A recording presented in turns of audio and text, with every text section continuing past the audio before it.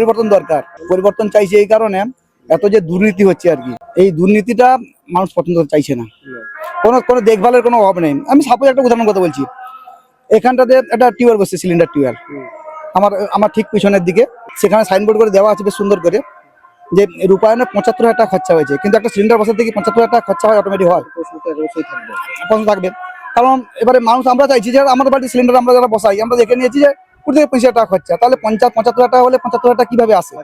বাকিটা গেল কোথায়? বা যে টাকাটা খরচা হয় তার বেনিফিশিয়ারি তো নেই। একটা কল বসছে, একটা নলকূপ বসছে, নাই ঢালাই রাস্তা হচ্ছে, তার কোনো বেনিফিশিয়ারি নেই। আচ্ছা, মোরাম পড়বে কি পড়বে, তার কোনো বেনিফিশিয়ারি নেই। হ্যাঁ, যা ডেভেলপ উন্নয়ন তো গভর্নমেন্ট করছে, সেটা তো আমরা বুঝছি, কিন্তু ব্যাপারটা হচ্ছে গিয়ে যে তার বেনিফিশিয়ারি না থাকলে আমরা কি করে বুঝবো তুমি সঠিক টাকাটা ইউটিলাইজ করছো না অন্য কোথাও চলে যাচ্ছে? হ্যাঁ, এটা যে পরিবর্তন চাইছি আমি। হ্যাঁ, পরিবর্তন হোক। সব এলাকাটা আমরা চাইছি জনগণের স্বার্থে, দুর্নীতিটা মুক্ত হোক, আর কিছু হোক না হোক। গভর্নমেন্ট চাইছে সে হোক। গভর্নমেন্ট বলছে এত প্রকল্প, কি প্রকল্প আছে?